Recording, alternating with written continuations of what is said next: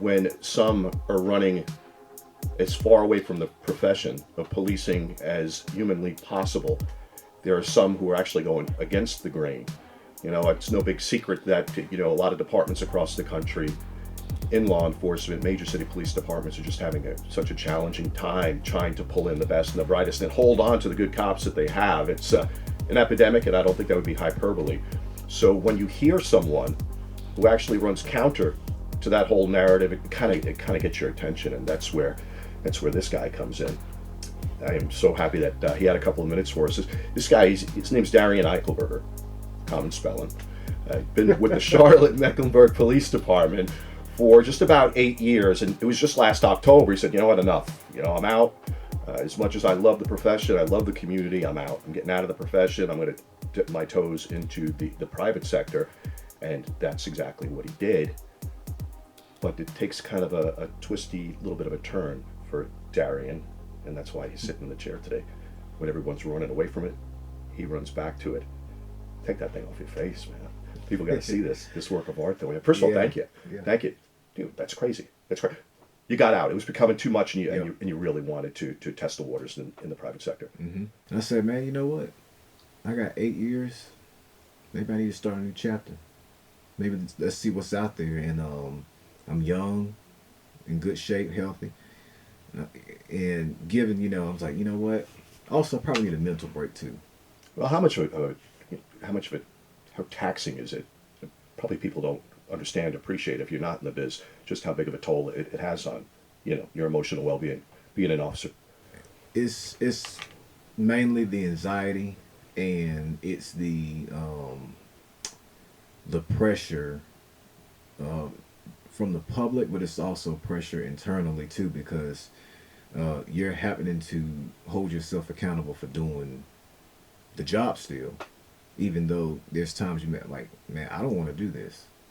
But at the same time, you still have to hold yourself accountable for that, because you're still on duty. You have, I mean, you gotta serve. You have a job to do, but also it's the anxiety. You go home, okay, you're out of the uniform, right? What's next? You go home and it's like, okay, the paranoia sets in, insomnia sets in. Just decompress to the extent, right. And you're coming home to you got a wife and you two young children. I mean, that's a lot of baggage that you really had to encounter during the day. It's hard for you not to bring that home. Right. Talk about that. It was, okay, I get home, I'm not going to wear this uniform in the house. I don't want to bring this in the house with me. I don't want to bring the day in with me. You knew your limits, and you said, you know what, I've hit that limit. Right. And decide you're going to test the waters. Yep. In the private sector. Yep. Do that for about just about 9 months, and make a decision to come back. Yep. Dude, after all this stuff that's been percolating, you got people that are taking off in droves. You decide you're going to kind of flip it, and you're going to run back into it when people are running away from it. Yep. What prompted you to say, I need back in? So it started whenever the riots recently this past summer came out over the George Floyd incident. Like, dude, you need to get your ass back in there. So it's like, what am I doing? What am I doing?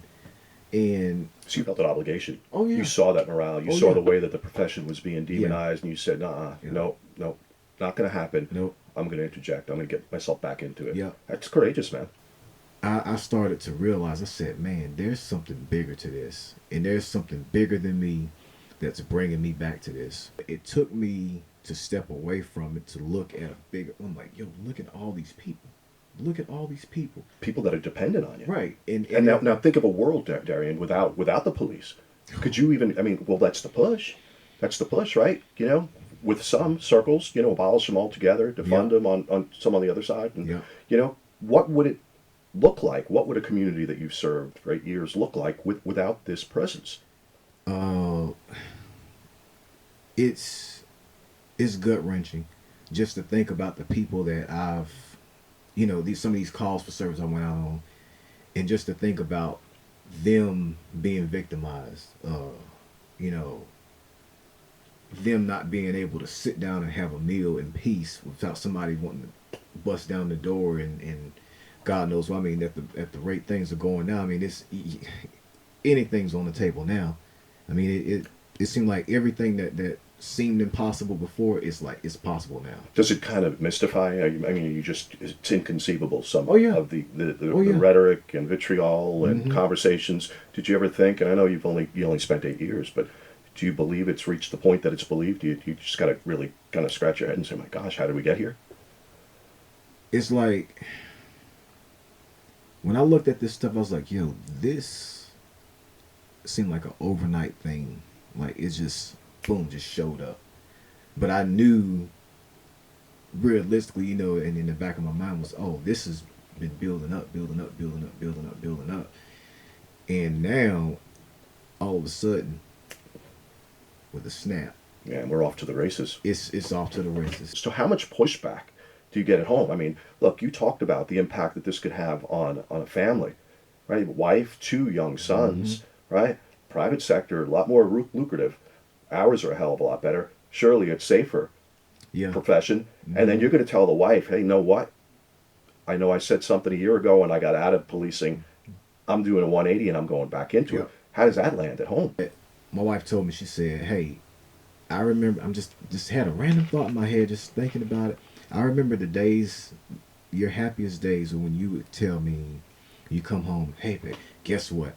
I ate a hot dog with a homeless guy, or me and this homeless guy backed me up on a traffic stop, or, you know, went and played football with the kids in the neighborhood, or, you know, sitting down having picnic lunches with the homeless guys that, you know, I would pack lunch, and I would sometime go out and buy Subway sandwiches or whatever it was, and we'd all meet up, and I'd sit on the wall and eat lunch with them. There'd be a crowd of guys, and, you know, she said, man, those are the stories that I remember hearing you say. It didn't matter how crazy your day went, but every day you always had something to tell me about how you ate lunch here, or did that, or helped this kid out, or you know, it was something like you always, you felt fulfilled when you felt the need to help somebody. Now you're seeing all this stuff.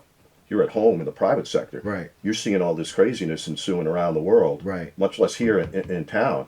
Right. You're sitting back at home with the wife and you're saying, baby, what's going through your head here? What are you thinking? I'll tell you exactly what happened when those riots broke out. The first string, the big ones for the Floyd incident. When I saw that, tears they started to flow, and it went from tears to heavy crying to I'm on my knees buckling. My stomach's hurting, my head's hurting, my contacts are dry. They're starting to kind of, you know, shrivel up a little bit because I'm just bawling my eyes out because I'm not out there. And the crying would not stop. The crying would not stop. I went upstairs, tried to get it, you know, it would not stop. I said, okay, that's it. That's it. Let me start preparing myself for this road again. A lot of people wouldn't dare make Yeah. the decision Yeah. that you made. When I bagged up that badge for the last time, I felt like I just gave away like half of my life. Like it's more than a job. It's more than, yeah, you get paid for it, but this is kind of like my NFL or my NBA. This is my big ticket right here. And to like not be there, and I'm like sitting like, dude, what the hell are you doing? And I said, man, there's nothing that I've regretted doing in life, but if I never get back into this again, this will be the thing that eats me up. Wow. Wow. That kind of commitment to it, Yeah. that kind of regret. Yep. You see what the profession has been defined of late. The way that the men and women of the profession have been vilified, the way that the profession itself has been demonized. What goes through your head there? That's got to be demoralizing. It's like here's the feeling. It's like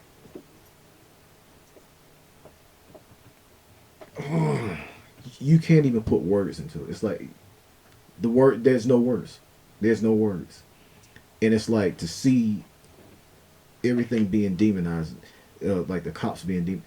It's like, is this real, or is it just on social media?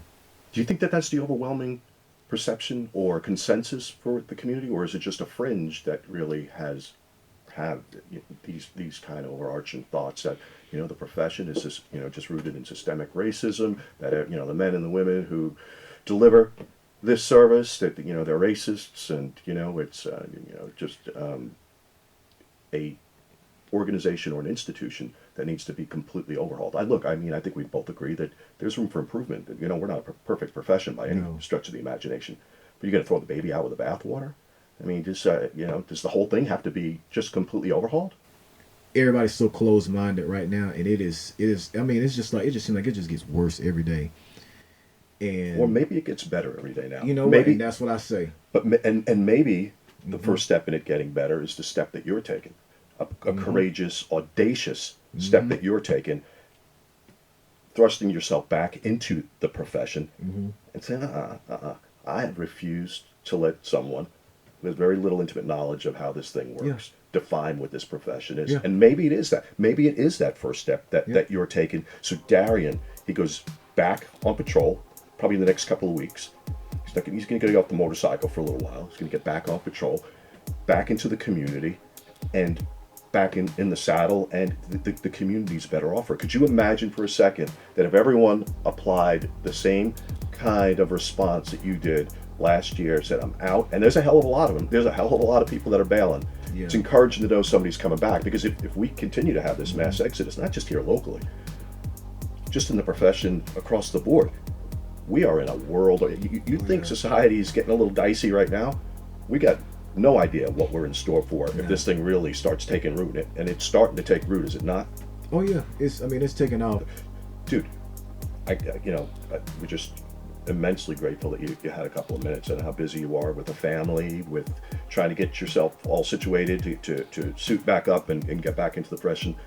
What a gain. Loss for the private sector.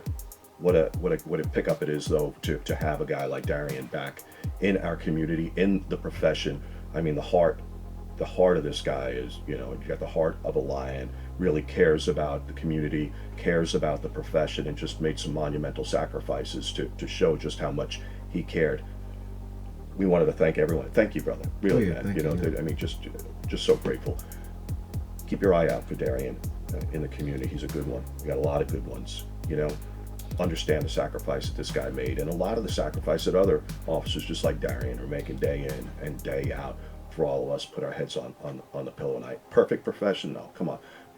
Nobody's going to sit here and pretend that this is a perfect profession, but it's a profession made up of people like Darrion. Doing it for the people, man. That's absolutely right. Doing the people's work for the people. And sometimes you got to give them a little grace sometimes. We're going to have some knuckleheads, people that shouldn't be in the profession, absolutely. Hopefully they're identified and weeded out.